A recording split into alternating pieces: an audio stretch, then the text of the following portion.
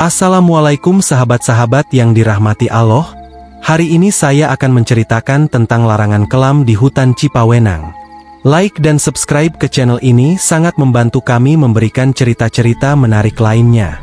Jangan lupa bersholawat kepada baginda Rasulullah di kolom komentar, agar menjadi amal jariah bagi Anda. Karena tentunya kolom komentar akan dibaca oleh banyak orang. Langit sore mulai beranjak kelabu saat bus rombongan SMA Wirapuspa memasuki area hutan Cipawenang. Jalanan sempit berliku, diapit pepohonan tua dan kabut tipis yang menggantung rendah. Tempat ini dipilih sebagai lokasi perkemahan akhir pekan karena dianggap terpencil dan masih alami. Tapi ada satu hal yang tak mereka tahu, desa terdekat sudah lama menghindari kawasan ini saat malam turun. Setelah mendirikan tenda, para siswa dikumpulkan oleh guru pembina. Suaranya tenang, tapi terdengar berat. Kalian boleh bersenang-senang, tapi jangan melewati pagar bambu di ujung utara. Dan jangan menyalakan api unggun di sekitar Batu Bundar.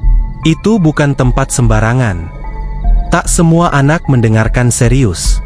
Apalagi Sekar, salah satu siswi paling ceria dan keras kepala di kelompok itu. Ia justru menjadikan larangan itu sebagai bahan lelucon. Saat teman-temannya sibuk menyiapkan makan malam, Sekar menghilang. Dikiranya ke sungai kecil tak jauh dari perkemahan. Tapi hingga malam tiba, dia tak juga kembali. Mereka mulai panik ketika mendapati sandal Sekar tergeletak di dekat Batu Bundar yang tadi disebut.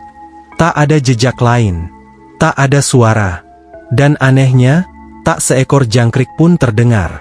Beberapa anak mulai berteriak memanggil nama Sekar. Tapi yang menjawab justru suara samar dari balik pepohonan. Suara perempuan. Pelan. Panjang. Seperti memanggil balik, tapi bukan dengan suara Sekar. Lebih berat. Seperti terpantul dari tempat lain. Salah satu siswa, Aldi, nekat menyorotkan senter ke arah Batu Bundar. Sekilas, dia melihat sesuatu duduk membelakanginya. Rambut panjang terurai, mengenakan seragam pramuka. Tapi ketika ia mendekat, yang ada hanya kabut tebal dan bau anyir menusuk hidung. Malam itu, satu tenda terasa lebih dingin dari lainnya. Dan anak-anak yang tidur di dalamnya semua bermimpi tentang sebuah jalan batu, menurun ke bawah tanah, menuju pintu gerbang dengan ukiran wajah manusia yang menangis. Keesokan paginya, tenda Sekar sudah dikosongkan. Tapi ada satu hal yang lebih membuat bulu kuduk berdiri. Di papan daftar peserta yang dipasang di posko utama, nama Sekar sudah tidak ada. Pagi itu, suasana perkemahan berubah jadi penuh ketegangan. Guru pembina memutuskan untuk tidak menyebarkan berita hilangnya Sekar keluar area dulu. Mereka khawatir akan menimbulkan kepanikan, apalagi lokasi itu jauh dari sinyal dan tak ada jaringan komunikasi yang stabil. Sementara itu, Aldi dan beberapa teman dekat Sekar berinisiatif mencari ke sekeliling, berharap Sekar hanya nyasar atau bersembunyi karena iseng. Tapi saat mereka kembali ke tempat Batu Bundar, ada yang terasa sangat berbeda. Kabut masih menggantung rendah, dan suara hutan seperti tertahan. Tidak ada burung, tidak ada angin. Lalu seseorang menunjuk ke arah semak di belakang batu. Itu, ada jalannya di situ. Jalan setapak kecil terbuka, seolah baru saja digunakan. Permukaan tanahnya seperti diinjak baru-baru ini, dan daun-daun kering di pinggirnya tersibak rapi membentuk lorong sempit menurun ke dalam hutan. Yang membuat mereka bingung, sebelumnya tak ada jalan di sana. Bahkan saat survei awal, tempat itu hanyalah semak belukar padat. Tapi sekarang, jalan itu tampak jelas, seperti mengundang. Dengan senter dan tekad nekat, Aldi memimpin langkah pertama. Yang lain mengikuti dengan hati-hati. Mereka menyusuri jalan turun itu sekitar 15 menit, dan semakin ke bawah, udara terasa makin lembab dan berat. Suara langkah mereka bergema seperti di dalam gua, padahal mereka masih di luar. Lalu mereka sampai di sebuah dataran yang aneh. Tanahnya kering retak seperti habis terbakar, dikelilingi oleh pohon-pohon yang tidak mereka kenali. Batangnya hitam, daunnya seperti sisik, dan baunya seperti rambut basah yang dibiarkan membusuk. Di tengah-tengah dataran itu, berdiri sebuah gerbang batu. Tingginya hampir 2 meter, dengan ukiran wajah-wajah menyeringai dan menangis yang sangat mirip dengan mimpi mereka malam tadi. Beberapa dari mereka langsung merasa mual dan pusing, seolah tempat itu menolak kehadiran mereka. Tiba-tiba, salah satu dari mereka, Dian, mematung. Matanya menatap lurus ke gerbang. "Itu, Sekar," bisiknya. Semua langsung menoleh. Di balik gerbang, berdiri seorang gadis berambut panjang, wajahnya tertutup bayangan. Dia mengenakan seragam pramuka, kakinya tak menyentuh tanah. Tapi yang paling mengerikan, tangannya bergerak perlahan, mengisyaratkan, memanggil mereka masuk. Aldi spontan menarik tangan Dian dan mengajak semua mundur.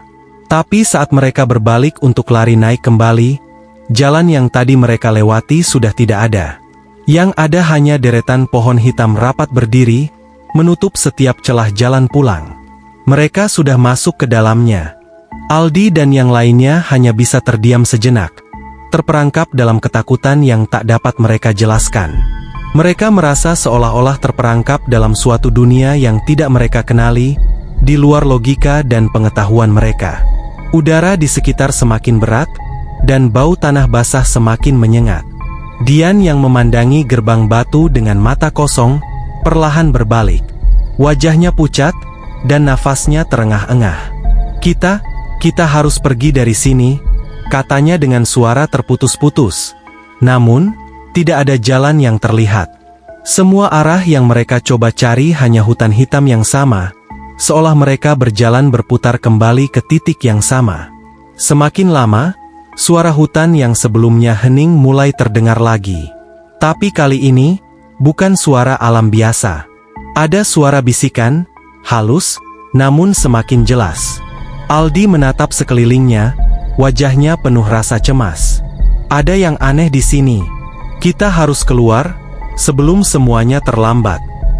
Ketika mereka mencoba mencari jalan lain, langkah mereka berhenti tiba-tiba. Di antara pepohonan, ada sebuah bangunan yang muncul begitu saja. Sebuah rumah tua yang terlihat usang dan terabaikan, seolah tak pernah disentuh waktu. Dindingnya penuh lumut, jendelanya gelap, dan pintunya sedikit terbuka. Tidak ada yang mengatakan apa-apa, namun mereka semua tahu, mereka harus memeriksa rumah itu. Dengan hati-hati, mereka mendekati pintu rumah yang terbuak. Aldi melangkah pertama, dan begitu ia menginjakkan kaki ke dalam, semua lampu di sekitar rumah itu menyala dengan sendirinya. Cahaya merah pekat memancar dari dinding, seolah menyorot ke arah mereka. "Kenapa ini bisa nyala?" gumam Rizal, yang selalu skeptis. Tapi kegelisahannya jelas tampak di wajahnya. Di dalam rumah, suasana semakin mencekam. Mereka melangkah pelan, seakan takut mengganggu sesuatu yang sedang tidur. Lantai kayu tua berderit di bawah kaki mereka, mengiringi langkah mereka menuju ruang tengah yang dipenuhi barang-barang usang. Ada meja kayu besar, kursi yang sudah lapuk, dan di sudut ruangan, sebuah cermin besar berdiri tegak, meski bagian bingkainya sudah rusak. "Lihat itu," bisik Dian, menunjuk ke arah cermin. Di dalamnya, mereka bisa melihat bayangan seseorang yang seharusnya tidak ada di sana. Bayangan seorang wanita dengan rambut panjang, mengenakan seragam pramuka. Wajahnya tampak kabur, seakan bercampur antara kenyataan dan mimpi. "Sekar." Aldi menarik napas dalam-dalam, berusaha menenangkan dirinya. "Kita harus keluar dari sini. Sekarang." Namun saat mereka berbalik, pintu yang tadinya terbuka lebar kini tertutup rapat. Mereka tidak bisa keluar. Suara bisikan semakin keras, mengelilingi mereka, masuk ke telinga dan hati mereka. Suara itu seperti berbicara dalam bahasa yang mereka kenal, namun terdengar sangat asing, penuh dengan kekuatan yang menakutkan. Tidak ada jalan keluar. Kegelapan di dalam rumah itu semakin dalam. Mereka merasakan sesuatu yang tidak terlihat, sesuatu yang mengawasi, mengendalikan, dan mengikat mereka di tempat itu. Waktu terasa melambat, dan semua yang ada di dalam rumah itu seperti mengarah pada satu tujuan. Semua ini bukan kebetulan. Waktu di dalam rumah itu terasa tidak nyata, seperti melarut dalam kegelapan yang tak berujung. Suasana semakin mencekam. Langkah kaki mereka terasa berat, seolah-olah setiap gerakan dipenuhi oleh kekuatan yang berusaha menahan. Hawa dingin mulai merayap, menggigit kulit mereka. Rizal menoleh ke belakang, mencoba mencari jalan keluar, namun pintu yang tadinya tertutup rapat kini menghilang. Tidak ada lagi pintu, hanya dinding batu yang dingin dan membisu. Mereka terperangkap. Apa yang terjadi? Kenapa ini bisa begini? Kata Dian, suaranya hampir tenggelam dalam ketakutan. Aldi yang lebih tenang berusaha menyarankan untuk tetap bersama, meski dalam hatinya rasa takut mulai menguasai. Jangan jauh-jauh, tetap di sini. Kita harus mencari jalan keluar. Namun, ketika mereka melangkah lebih dalam ke rumah itu, tiba-tiba mereka mendengar suara langkah kaki yang datang dari arah belakang. Langkah itu berat, tapi teratur. Seolah ada seseorang yang mengikuti mereka. Aldi menoleh cepat, namun hanya ada kegelapan di belakang mereka. Kita harus cepat, seru Rizal, suaranya semakin panik. Ia melangkah cepat, namun langkahnya terhenti begitu ia melihat sesuatu di ujung koridor. Di ujung lorong, di balik bayangan gelap, berdiri seorang wanita. Wajahnya pucat, dengan mata yang kosong, memandang mereka dengan tatapan yang tajam. Rambutnya yang panjang terurai ke bawah, dan pakaian yang dikenakannya terlihat sudah usang, kotor, dan penuh debu. Ia memegang sebuah lampu minyak yang berkedip-kedip, menerangi ruang yang semakin gelap. "Siapa kamu?" tanya Aldi, suaranya bergetar. Namun wanita itu tidak menjawab, hanya tersenyum tipis, sebuah senyuman yang dingin dan menyeramkan. Aldi dan yang lainnya mundur perlahan, namun semakin mereka mundur, semakin dekat pula wanita itu. Hanya ada satu jalan, di depan mereka. Ketika mereka mencoba berbalik untuk mencari jalan lain, mereka melihat pintu masuk yang sudah tertutup rapat kembali terbuka, tetapi di luar sana hanya ada kegelapan. "Jangan biarkan dia mendekat," teriak Rizal, tetapi kata-katanya hanya berbaur dengan suara bisikan halus yang semakin jelas. Semua mata tertuju pada wanita itu, yang mulai bergerak perlahan mendekat. Setiap langkah wanita itu membuat udara semakin berat, dan suara langkah kakinya terasa menggema di seluruh rumah, mengguncang seluruh tubuh mereka. Seiring wanita itu mendekat, mereka merasakan sebuah tekanan yang tak terlihat, sebuah kekuatan yang menahan mereka di tempat. "Kenapa kamu di sini?" Aldi mencoba bertanya lagi, namun kali ini wanita itu hanya mengangguk, seperti mengerti pertanyaannya, lalu berkata dengan suara yang lebih dalam dan mengerikan, "Kalian tidak bisa keluar, karena kalian sudah ada di sini selamanya." Wanita itu mengangkat tangannya, dan seketika itu juga seluruh ruangan di sekitar mereka menjadi semakin gelap. Listrik mati seketika, dan cahaya lampu minyak itu menjadi satu-satunya sumber cahaya yang menyinari ruangan.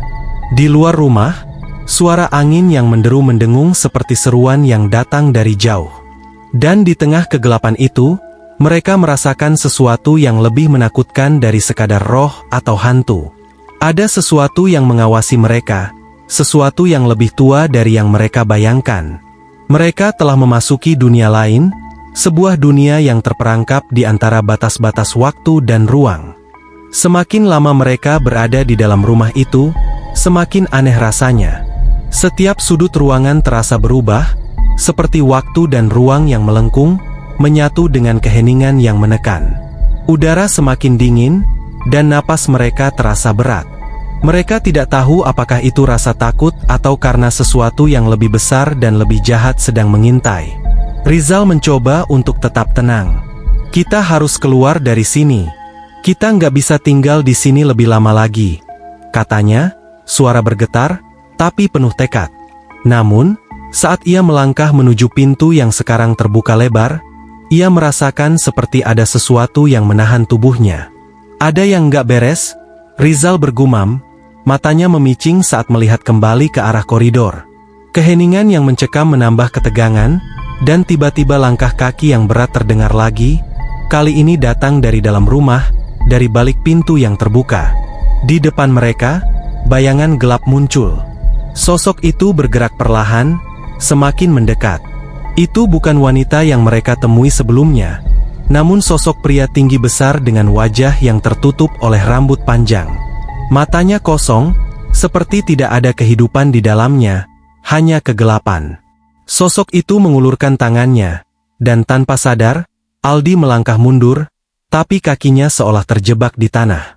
Tidak ada jalan mundur. Mereka sudah terperangkap dalam dunia ini, dunia yang tak bisa mereka pahami. Semua ruangan tampak sama, dan setiap pintu yang mereka buka hanya mengarah ke ruang yang lebih gelap, lebih suram. "Siapa kalian? Kenapa kalian ada di sini?" tanya Rizal, dengan suara yang lebih penuh rasa takut daripada sebelumnya. Sosok itu mengangkat tangan dan berbicara dengan suara yang berat, seperti datang dari dalam bumi. "Kami adalah penjaga gerbang. Kalian yang datang, kalian yang harus pergi, tapi kalian tidak akan pernah keluar." Mendengar kalimat itu, darah mereka seakan membeku. Aldi menoleh ke Dian dan Rizal, namun mereka juga tampak kebingungan, tidak tahu apa yang harus dilakukan. Mungkinkah mereka berada dalam dunia yang terperangkap antara hidup dan mati? Ataukah mereka hanya berada dalam ilusi, dikelilingi oleh kekuatan yang tidak bisa mereka pahami? Lalu, dalam kegelapan, terdengar suara tertawa, sangat pelan namun menakutkan, menyebar ke seluruh penjuru rumah. Itu bukan suara manusia. Itu suara yang mengerikan, datang dari makhluk yang lebih tua dari apapun yang bisa mereka bayangkan. "Tunggu, kita harus keluar dari sini," seru Dian dengan suara panik. Ia mulai berlari, tapi langkahnya terhenti saat ia melihat bayangan yang bergerak cepat di sisi kiri. Sosok itu kembali muncul, kali ini lebih dekat dari sebelumnya. Rizal mencoba untuk melawan rasa takutnya, tetapi semakin ia berusaha bergerak, semakin ia merasa tubuhnya berat, terikat oleh kekuatan yang tidak terlihat. Kaki mereka terasa seperti terjebak dalam lumpur. Setiap gerakan menjadi lebih sulit, dan suara-suara aneh semakin keras terdengar. Mereka hanya bisa berteriak, namun suara mereka seperti tenggelam dalam kesunyian yang menelan semua. "Tidak ada yang bisa keluar dari sini." Suara itu semakin keras, semakin menakutkan. Sosok pria itu mendekat, dan mereka bisa merasakan udara semakin berat. Dan saat itulah semuanya mulai menjadi kabur. Semua suara hilang, semua cahaya padam. Yang tersisa hanya kegelapan yang semakin pekat. Rizal merasakan tubuhnya semakin lemas, seperti ditarik ke dalam kekosongan yang tak bisa dijelaskan. Suara detak jantungnya berdentang di telinga, seolah memecah keheningan yang semakin mencekam. Ia ingin berteriak, tapi suaranya serasa tertelan udara dingin yang semakin menekan. Tiba-tiba, semuanya menjadi hening. Kegelapan yang tadinya melingkupi mereka seolah menghilang begitu saja, meninggalkan mereka dalam kekosongan yang tak terlihat, tapi bisa dirasakan. Di sekitar mereka, hanya ada bayang-bayang samar yang bergerak pelan. "Apa yang terjadi?" tanya Aldi dengan suara terbata-bata, masih terengah-engah. Wajahnya pucat, dan matanya menatap ke sekeliling dengan ketakutan yang semakin membesar. "Aku nggak tahu," jawab Dian, suara gemetar. "Tapi kita nggak bisa tinggal di sini. Kita harus pergi, sekarang." Namun, mereka tidak tahu kemana harus pergi. Tanpa mereka sadari, mereka sudah berada di tempat yang jauh dari dunia yang mereka kenal. Di hadapan mereka, hanya ada kabut tebal dan tanah yang keras, namun tak ada jalan keluar yang jelas. Mereka mencoba melangkah, tapi tanah itu terasa seperti terikat, seperti ada sesuatu yang menahan mereka. Lalu, suara berat itu terdengar lagi. Suara yang mereka dengar sebelumnya, ketika sosok pria muncul. "Kalian tidak akan pergi.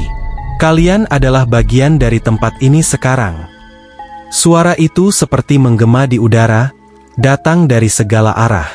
Tanpa mereka lihat, bayangan itu kembali muncul, kali ini lebih nyata, lebih mengerikan. Sosok pria itu berdiri di hadapan mereka, matanya kosong, wajahnya pucat pasi, dan sekelilingnya dipenuhi oleh bayangan lain yang tak terlihat jelas. "Kenapa kami?" tanya Dian, berusaha tetap tenang meskipun rasa takut hampir membuatnya lemas. Sosok itu hanya diam sejenak, lalu berkata dengan suara yang menggetarkan, "Kalian datang ke sini, dan kalian akan tetap di sini. Dunia ini dan dunia kalian tidak akan pernah bisa bersatu." Rizal mencoba untuk berteriak, tetapi tidak ada suara yang keluar. Tubuhnya terasa beku, tidak bisa bergerak.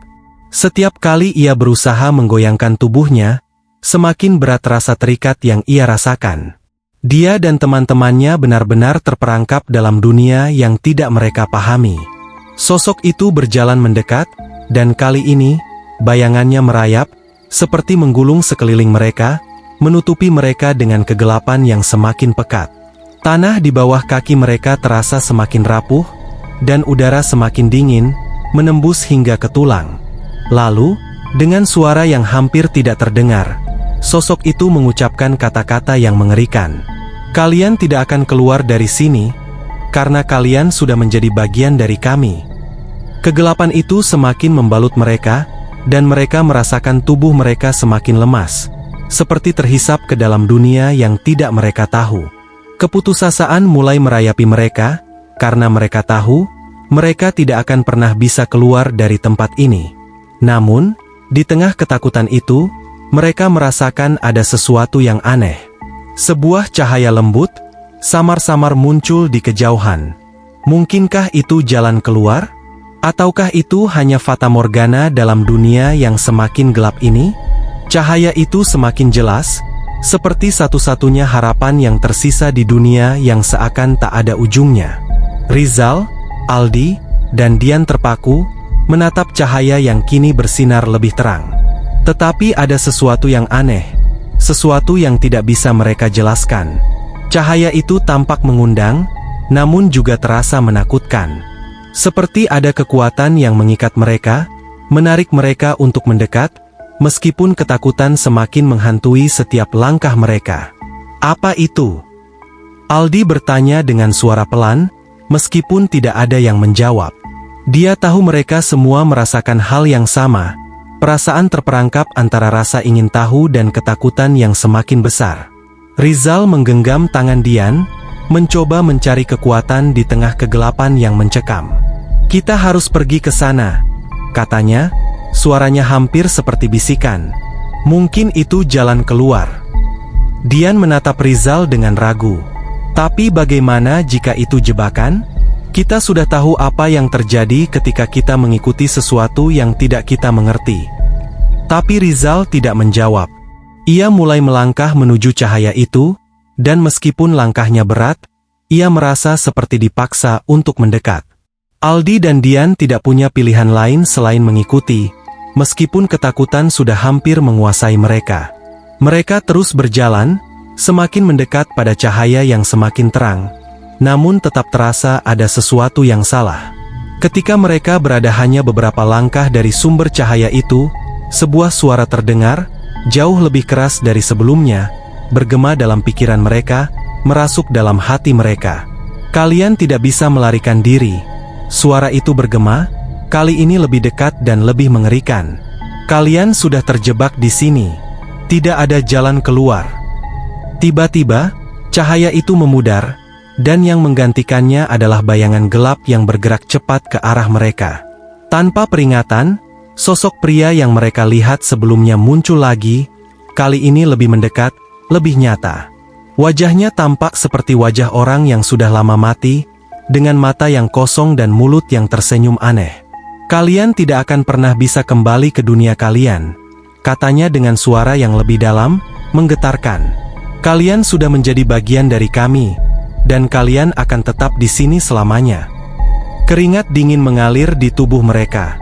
Semua yang mereka lihat dan rasakan terasa nyata, namun tidak ada yang bisa mereka lakukan untuk melarikan diri. Tanah di bawah kaki mereka terasa semakin rapuh, dan udara semakin dingin. "Kita harus melakukan sesuatu," Aldi berteriak, namun suaranya terputus. Seperti ada sesuatu yang menahan kata-katanya. "Kita nggak bisa begini terus." Dian meremas tangan Rizal, berusaha mencari kekuatan dalam ketakutan yang semakin menambah kepanikan mereka. Mereka harus melawan. Mereka harus menemukan cara untuk keluar dari tempat ini, atau selamanya akan terjebak dalam dunia yang tidak mereka pahami. Tetapi saat itu juga, sebuah suara yang lebih halus dan dingin terdengar, kali ini lebih pribadi. Hanya satu yang bisa kalian lakukan. Ikuti kami, atau kalian akan terperangkap selamanya. Mereka tidak tahu apakah suara itu datang dari sosok yang mengerikan itu atau dari tempat lain. Namun setiap kata yang terdengar semakin merasuk, mengaburkan pikiran mereka. Setiap langkah mereka terasa seperti dipaksakan. Seperti mereka sudah tidak lagi mengendalikan tubuh mereka. Dari kejauhan, sebuah suara lain terdengar, lebih lembut dan seperti panggilan. Jangan dengarkan mereka, jangan ikut mereka. Namun, suara itu hanya terdengar sesaat, tertelan oleh kegelapan dan keheningan yang semakin menakutkan. Rizal, Aldi, dan Dian, tanpa sadar, semakin mendekat ke sosok yang mengerikan itu, seolah tak bisa berhenti, meskipun hati mereka menjerit untuk lari. Sosok itu tersenyum lagi, dan kali ini, senyumnya semakin lebar, seolah tahu bahwa mereka tidak bisa melawan. Dengan langkah yang lambat dan pasti, sosok itu semakin mendekatkan diri ke mereka, seiring kegelapan yang semakin menutupi jalan mereka. Semua terasa gelap. Setiap detik, ketakutan semakin mendalam. Rizal, Aldi, dan Dian kini berada di hadapan sosok itu, yang wajahnya tak lagi menyeramkan, namun menampakkan kedalaman yang tak bisa dijelaskan.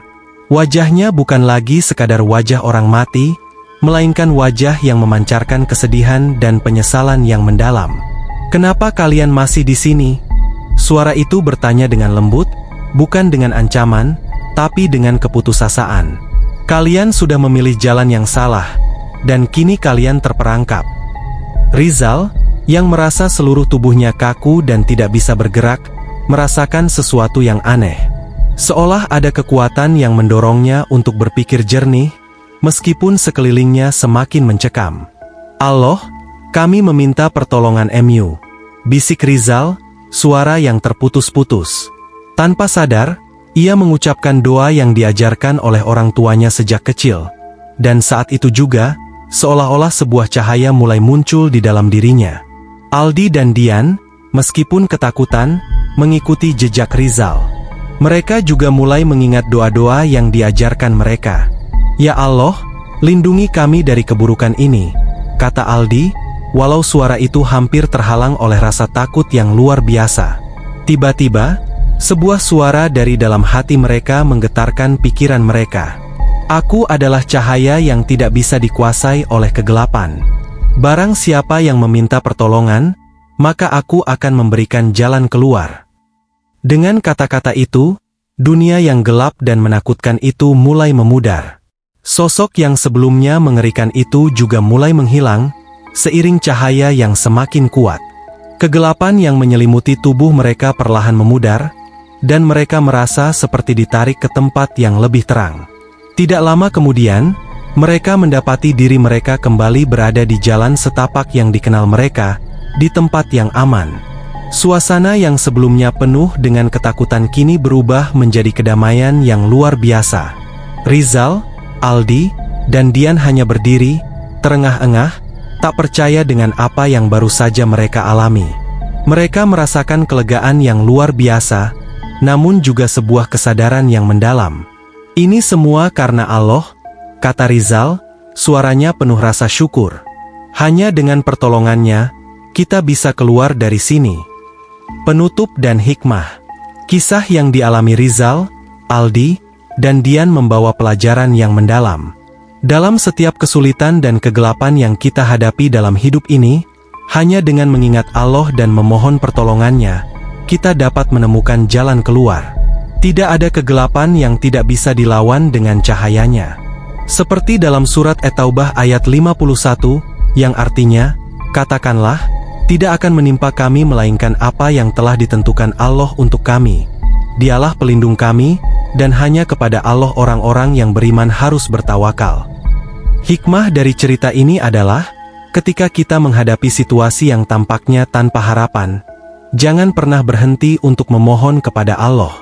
Dalam setiap kesulitan, Kita harus percaya bahwa Allah akan memberikan jalan keluar yang terbaik untuk hambanya yang bertawakal. Kegelapan bukanlah akhir dari segalanya. Justru, dalam kegelapan itulah kita seringkali menemukan cahaya sejati yang datang darinya. Kita hanya perlu terus berusaha, berdoa, dan bertawakal.